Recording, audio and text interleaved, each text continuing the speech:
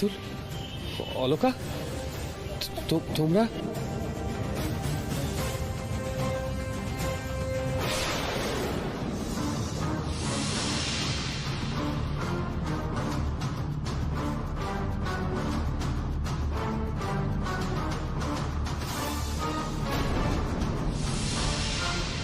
কি চমকে গেলাম তো? চমকানোর মতো এখন আরো অনেক কিছু বাকি আছে সুপ্রতীক বাবু। অসীমাদি, এই বাচ্চাটাকে আর তার মাকে ঘরের ভেতরে নিয়ে যাও। আমি চাই না এখন যা হবে তার কোনো প্রভাব শিশু মনের উপর পড়ুক। যাও। আপনি চলুন, ওকে নিয়ে ভিতরে যান। না, কিন্তু সুপ্রতীক, আমি সুপ্রতীককে ছেড়ে কোথাও যাবো না। আপনি এখন নিজের আর এই বাচ্চাটার কথা চিন্তা করুন। যান, ভিতরে যান।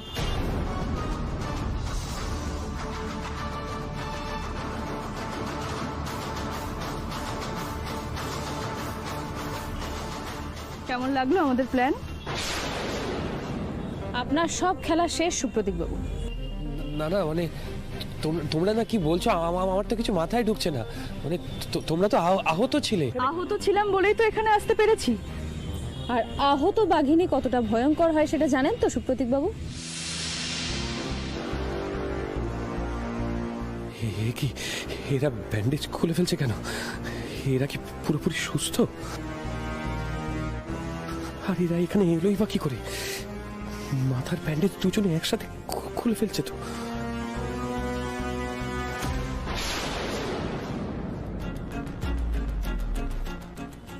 কি এদের তো আঘাতই লাগেনি, কি করে সম্ভব? তাহলে সতীর্থ ছেলেরা কি এদের মারেনি? এদের কিচ্ছু হয়নি?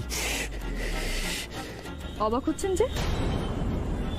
ফাঁদ পাততে পাততে নিজেই যে এভাবে ফাঁদে পড়ে যাবেন সেটা ভাবতে পারেননি তো। আপনি চেয়েছিলেন আমরা ঠান্ডা হয়ে যাই, তাই আমরা ঠান্ডা হয়ে গেছিলাম। আমার মেয়ের রক্তে বিষ পাওয়া গেছে। কিভাবে দিচ্ছেন এই বিষ আপনি ওকে? কেন মারার চেষ্টা করছেন ওকে আপনি? হ্যাঁ, কি ক্ষতি করেছে গুগলি আপনার? আপনি আমার মেয়েকে মারার চেষ্টা করছেন, চন্দ্রানী দিকে মারার চেষ্টা করছেন, কেন? চুপ করে থাকবেন না সুপ্রতীক বাবু, সব প্রশ্নের উত্তর আপনাকে দিতে হবে।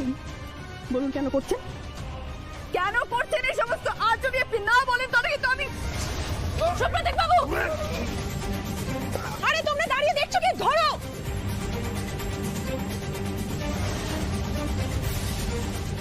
ওনাকে না ধরলে জানতে পারবো না আমরা গুগলির শরীরে বিষ কিভাবে চড়াচ্ছে। না জানতে পারলে গুগলিকে সুস্থ করতে পারবো না। যাও, যেহেতু ওকে আমি বের করবোই দিদি ভাই।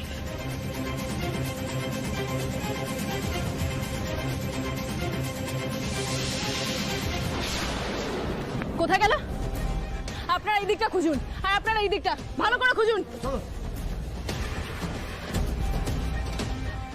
পালিয়ে যাবে কোথায় সুপ্রতীক চৌধুরী? ধরা তো ওকে পড়তেই হবে, পড়তেই হবে। গুগলি, হলো মা তোর? আয় খাবারটা খেয়ে নে, তোকে খাইয়ে অনেক কাজ আছে আমার। দেখি আজকে গুগলির শরীরটা কেমন থাকে। সকাল থেকে তো বলছে ঠিকই আছে। না না, এরপর দেখতে হবে। আগে স্নান করে আসুক, খাক, তারপরে কি হয় শুনি। এই সময়টা ওর বেশি হয়। আজ তো সঞ্চয়না বাড়িতে আছে, সুপ্রতীকটাও নেই। আজকে আমাকে খেয়াল রাখতেই হবে কি থেকে কি হচ্ছে, সবটা নজরে রাখবো আমি। হ্যাঁ মিতুল মা, বল। গুগলি, শরীর ঠিক আছে মা? এখন বমি পাচ্ছে না তো আর? একদম ঠিক আছে, ভালো লাগছে, আজকে ফ্রেশ লাগছে। যাক, এখনো অব্দি তো ঠিকই আছে। এখন সেই ঝিমুনি ভাবটাও নেই। ইস, আমিও না কোন সময় ঘরে ঢুকে পড়ছিলাম। সত্যি কত লড়াইয়ের পর শেষ অব্দি মেয়েটাকে সুস্থ করে তুলতে পারলাম। ওর ঘর আবার আগের মতো সুন্দর করে গুছিয়ে দিতে পারলাম। এবার আমার গুগলি শান্তিতে সুখে সংসারটা করুক। আমি আজই ইন্দ্রবাবুকে বলবো পুজোর পরে ওদের হানিমুনের টিকিটটা যাতে বুক করে দেয়। কি হলো মিতুল, একা একা দাঁড়িয়ে মিটি মিটি হাসছো? কি ভাবছো? মনোরমদি, ভোলে বাবা আমার কথা শুনেছেন গো, আর এই লড়াইয়ে তোমরা আমার পাশে থেকে আমাকে শক্তি জুগিয়েছ, না হলে গুগলিটা সুস্থ হয়ে উঠতে পারতো না। সে কি কথা মিতুল, আমাদের বাড়ির বৌমা, আমরা শাড়ি তুলবো না তো কে তুলবে? হ্যাঁ, কিন্তু তোমাকে অনেক ধন্যবাদ। তুমি যেভাবে এই বাড়িতে থেকে এই বাড়ির মারণ রোগগুলোকে সরিয়ে আবার শান্তি ফিরিয়ে আনলে, না হলে পরে না জানি কি কি রূপ দেখাতো। থাক না সেসব কথা, যা হয়ে গেছে হয়ে গেছে। এখন তো আমার মেয়েটাও সুস্থ হয়ে গেছে, আমিও নিশ্চিন্ত। এবার তোমাদের বৌমাকে তোমরাই সামলাও, আমি চললাম আমার বাড়ি। সে কি মিতুল, তুমি চলে যাবে? আমাদের কিন্তু সন্ধ্যাবেলা সিরিয়াল দেখাটা বেশ জমে উঠেছিল। আচ্ছা মিতুল, তুমি আমাদের খারাপ সময় আমাদের পাশে এতদিন রইলে, আর ভালো সময় কটা দিন থেকে যাবে না? আমিও যে এক বাড়ির বৌমা গো, আর আমাদের বাড়িতে প্রত্যেক বছর বড় করে দুর্গাপুজো হয়, সবটা আমার। আমি নিজের চোখকে বিশ্বাস করতে পারছি না। মরণের সময় আমার মনটা কাঁদছিল, ঠাকুর আমার কথা শুনেছে। তুই এসেছিস তীর্থ।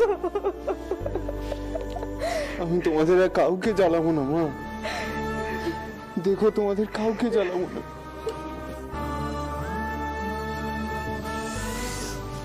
বোধনের সময় ছেলেকে যে মায়ের কাছে ফিরে আসতেই হতো। কি করে সম্ভব হলো? পুলিশ তো ওর পিছুই ছাড়তে চাইছিল না। আচ্ছা মিতুল, এখানে ওর কোনো ভয় নেই তো? আর কোথাও কোনো ভয় নেই। ও একটা ভুল করে ফেলেছিল, কিন্তু জেল খাটার মতো অপরাধী তো নয়। ও খারাপ ছেলে নয়, মাঝখানে একটা খারাপ সঙ্গে পড়ে ও বিগড়ে গেছিল। ও আর এসব কিচ্ছু করবে না, কথা দিয়েছে আমাদের। আসলে সুব্রত দা, আপনি তো আমার থেকে কখনো উপহার নিতে চান না, তাই এই উপহারটা একটু অন্যরকম ভাবে দেওয়ার চেষ্টা করলাম। আমরা ওকে একটা রিহ্যাবে ভর্তি করে দিয়েছি। পুজোর ছুটিতে ও এখানে এসেছে, পূজার পরে আবারও ফিরে যাবে, ওখানেই থাকবে কদিন, আর তারপর একেবারে নেশা মুক্ত হয়ে বাড়ি ফিরবে।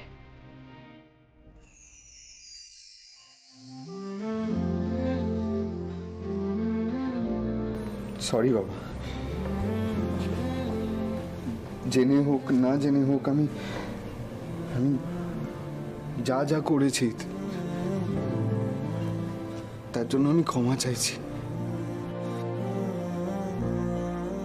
এখন বুঝতে পারছিস তো নেশা তোকে কত দূর সরিয়ে নিয়ে গিয়েছিল? হ্যাঁ, আরে এতদিন বাদে ফিরলি, বুড়ো বাবাটার একটু বুকে আসবি না তুই?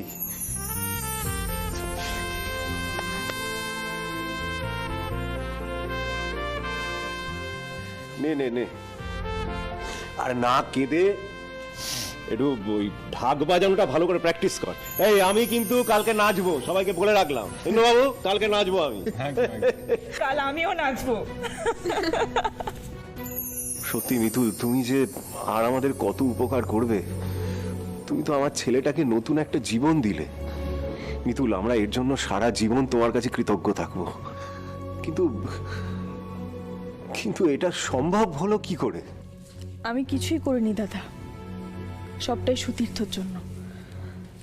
আমরা শুধু ওর ওপর বিশ্বাস রেখেছিলাম, আর ও সেই বিশ্বাসের মান রেখেছে। বাড়ির বাকিদের মাথাটা তো গেছিলই, এবার কি আমার ছোট ভাইটার মাথাটাও খেয়েছে ওই মহিলা? তীর্থ শেষ অব্দি ওই মহিলার কথা ওটা বসা শুরু করলো। না না না না না, তীর্থকে হাতছাড়া করা যাবে না। তীর্থ হাতছাড়া হলে তো ওই বউকে বাড়ি ছাড়া করতে আমার পাশে কেউ থাকবে না।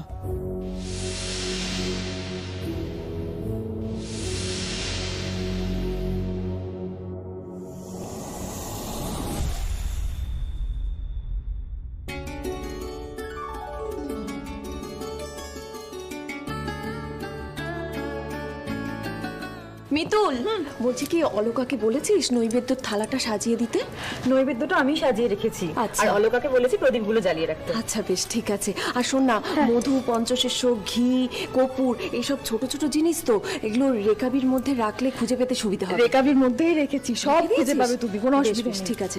মিতুল মা, আমি তাহলে মহাসপ্তমীর পুজো শুরু করছি। শাঁখটা বাজাতে হবে। হ্যাঁ ঠাকুর মশাই।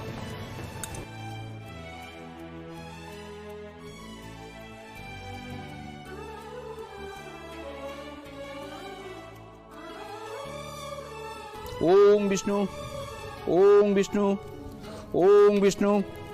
মা গো, অনেক কষ্টে মেয়েটাকে সুস্থ করতে পেরেছি। তুমি কৃপা করো মা, আর যেন কোনো বিপদ আমার মেয়েটার কোনো ক্ষতি না করতে পারে। সবাইকে ভালো রেখো, সবার মঙ্গল করো মা।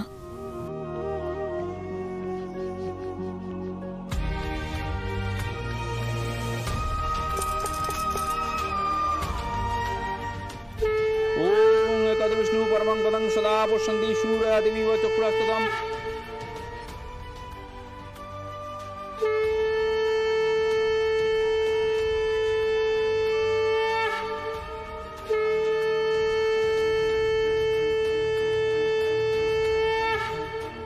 এরকম করে না মা, এরকম করে না। কেন করবো না বাবা? হ্যাঁ, আজ এগুলো করতে না তোমরা আমাকে বাধ্য করেছো। এই জায়গায় এনে তোমরা আমাকে দাঁড় করিয়েছো। তোমরা সবাই শুধু নিজেরটা বুঝলে, কেউ একবার বুঝলে না যে আমার মনের মধ্যে কি চলছে, আমি কেমন আছি। ও বাবা, বাবা, ও বাবা, তুমি তো একবার জানতে চাইতে পারতে বলো যে আমি কেমন আছি বা আমার মনের মধ্যে কেমন চলছে, কেন কেন আমি এত অস্থির হয়ে আছি। তো আগে সবটা বুঝতে গো যে আমার মনের মধ্যে কি চলে। তাহলে কি হলো বলো তো, কেন তুমি এখন বুঝতে পারছো না? আমি সবটা বুঝতে পারছি মা। দেখ, সবার মনের মধ্যেই অনেক জ্বালা থাকে, কিন্তু রাগ প্রকাশ করে সেগুলো মেটানো যায় না। তুই মাথাটা ঠান্ডা কর প্লিজ। না, আমার মাথা ঠান্ডা হবে না। ওই মিতুল ফলকে শেষ না করে না আমার কিছুতেই মাথা ঠান্ডা হবে না। মঞ্জু, মঞ্জু এরকম বলে না মঞ্জু। দেখ, মানুষের মনের মধ্যে অনেক কিছু চলে, অনেক কিছু। বাইরে থেকে তো সেগুলো বোঝা যায় না। এই যে এই যে এই যে আমি তোকে এতটা ভালোবাসি, আমি বাইরে না দেখালেও তুই তো জানিস যে তোর বাবা তোকে কতটা ভালোবাসে। তোর একটা ইচ্ছে পূরণের জন্য তোর বাবা কত দূর অবধি যেতে পারে। মঞ্জু, মঞ্জু আমার উপর ভরসা রাখ মঞ্জু, মাথাটা ঠান্ডা রাখ। এখন তুই কিচ্ছু করতে যাস না মা, কিচ্ছু করতে যাস না। সব ব্যবস্থা আমি করে রেখেছি। তোর মা, ভাই, কাকা বড্ড বেশি কথা বলে, কাজের কাজ ওরা কিচ্ছু করতে পারে না। এখন শুধু মুখ বন্ধ রেখে কাজটা করে যেতে হবে। কিন্তু বাবা, ওই মহিলা না, তোকে বলছি না আমার ঠান্ডা হতে, কেউ শুনে ফেললে সর্বনাশ হয়ে যাবে। হোক সর্বনাশ হোক, আমি কিচ্ছু কেয়ার করি না বাবা, কিচ্ছু না। ও বাবা, তুমি আমার কথা দিয়েছিলে যে তুমি আমার সব কথা রাখবে। হ্যাঁ, কথা তো দিয়েছিলাম, কিন্তু সব কথা তো রাখা যায় না মা। কথা দিয়ে কথা রাখার মাঝখানে অনেক বাধা, অনেক পথ পেরোতে হয়, অনেকটা আগুনের উপর দিয়ে হাঁটতে হয়। কথা দিয়ে কথা রাখার মাঝখানে যে কত কথা হারিয়ে যায় তার কোনো হিসেব নেই মা, কোনো হিসেব নেই। ও বুঝেছি, তার মানে তুমি আমার কথা রাখবে না, তাই তো? বলো না, তাই তো বাবা? এইবার তুমি দেখো আমি কি করি। না না না না না না না বাবা, আমি এবার নিজের পথ না নিজেই ঠিক করে নেব। তুমি দেখো না আমি এবার কি মাথা করি। ঠান্ডা কর, আমি বলছি মাথা ঠান্ডা রাখতে হবে না। মঞ্জু, মা গো, তুমি দশভুজা, তুমি শক্তি, তুমি মহামায়া, তুমি দুর্গতি নাশিনী দুর্গা। সব পাপের নাশ করো মা, সবার মনের ইচ্ছে পূরণ করো।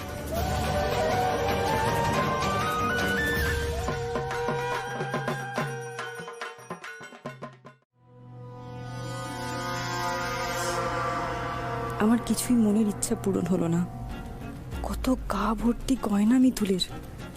হাত যদি সব গয়না আমার হতো ঠাকুর, জীবনে আর কিচ্ছু চাইতাম না তোমার থেকে।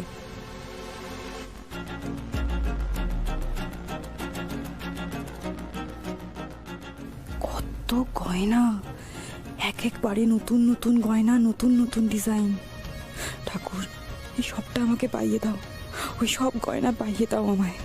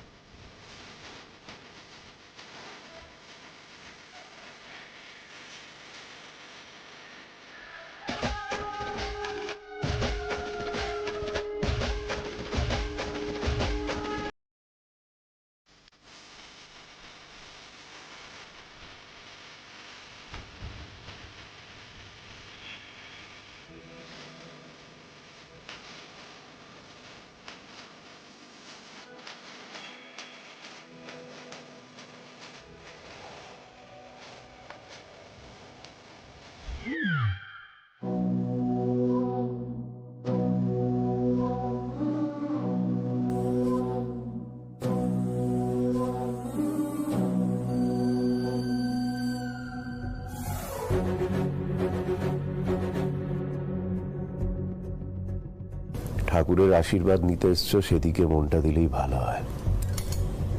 আশা করি তোমার মনে আছে যে মিতুল কোনো গয়না উপহার দিলে তুমি নেবে না। না, আমি আমি আসলে দেখছিলাম মিতুলকে কি সুন্দর লাগছে না। সেটা হলেই ভালো।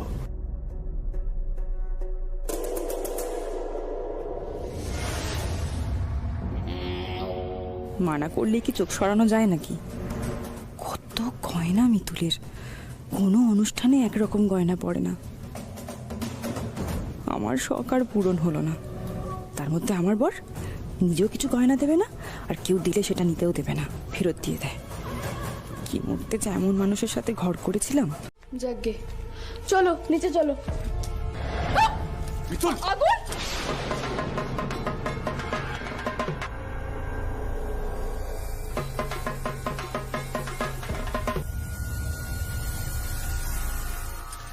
আগুন কি করে লাগলো? আগুন আগুন! আগুন লেগেছে! কে কোথায় আছো? শিগগির এসো! বাঁচাও! বাঁচাও, কে আছো? এত আগুন কি করে লাগলো বলো তো? আগুন লেগেছে! কে কোথায় আছো? শিগগির এসো! আগুন! এই মিতুলা দাদা ভাইয়ের গলা না?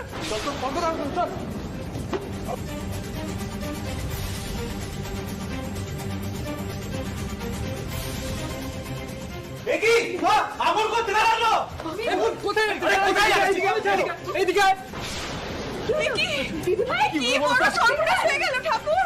মিতুল মা, বুড়ো ছেলে, তোরা সাড়া দিচ্ছিস না কেন?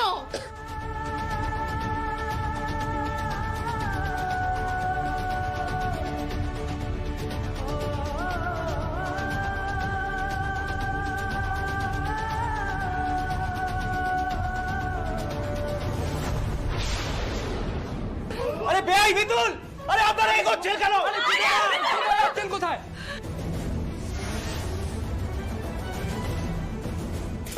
ঠিক আছে তো? আমি ওদিকটা চলো, ওদিকটা চলো। দিদি ভাই, তোমার সাথে দরকার আছে, এক্ষুনি একবার আমার সাথে চলো। এখন কোথায় যাবো? লোকা সবাই বসে রয়েছে, খেতে দিতে হবে তো। দিদি ভাই, এগুলো অন্য কেউ করে নেবে, তুমি এসো না আমার সাথে। আমার দু হাতে এখন আটকা। তুমি বলো না কি হয়েছে, আমি শুনছি, এখানে বলো। দিদি ভাই, বলে বোঝানো যাবে না, আর এখন না গেলে অনেক দেরি হয়ে যাবে। তুমি তুমি আমার সাথে চলো, এক্ষুনি চলো, এভাবেই চলো দিদি ভাই। শোনো না, লুচি চাই তো, ওদিকে সবাই অধৈর্য হয়ে পড়েছে তো। আচ্ছা আচ্ছা ঠিক আছে, এক কাজ করো কলিদি, তুমি বরং ওই লুচির ট্রেটা ধরো, আমি তরকারিটা ধরছি, ঠিক আছে? সত্যি সবাই বসে রয়েছে অনেকক্ষণ ধরে। নাও এটা নিয়ে নাও কলিদি, এটা নিয়ে নাও। আচ্ছা আচ্ছা, না দিদি ভাই, বেশি সময় লাগবে না। দিদি ভাই চলো না আমার সাথে। আমি ওই দিকটা সামলে আসি, তারপর তোমার কথা শুনছি, ঠিক আছে?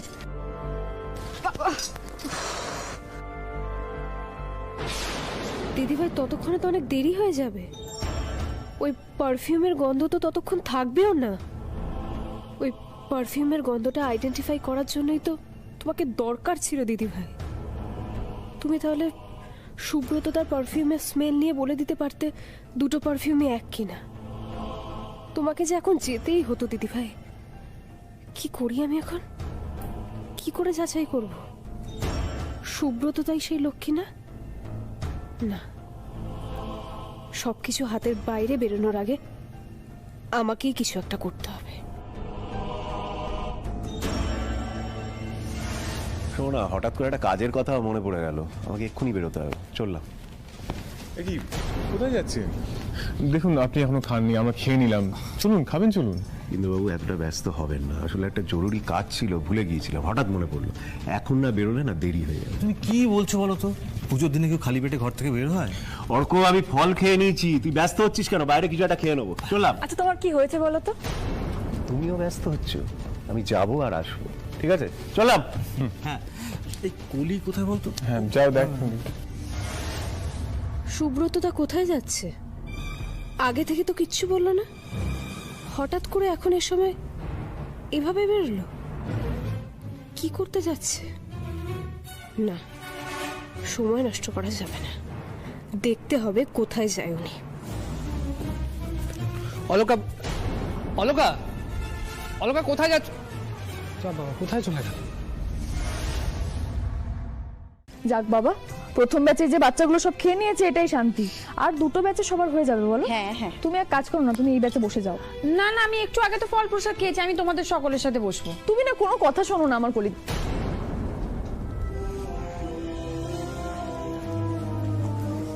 মঞ্জুষা, তুমি হঠাৎ এখানে?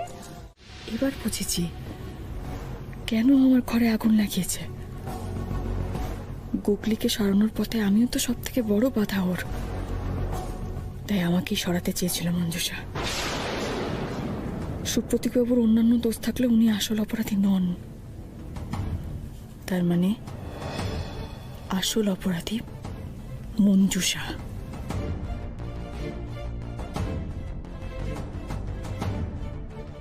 হতেই পারে যে নিজের বরের গায়ে গরম জল ছুঁড়ে মারতে পারে, খাবারে বিষ মেশাতে পারে, তার কাছে এই কাজ করা অসম্ভব নয়।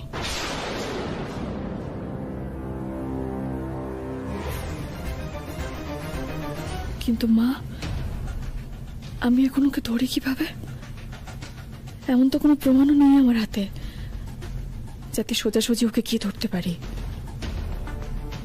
গন্ধ তো শুধু আমি পেয়েছি, গন্ধের প্রমাণ দেখাবো কি করে? সবাইকে বিশ্বাস করাবো কিভাবে? এদিকে হাতে সময়ও নেই,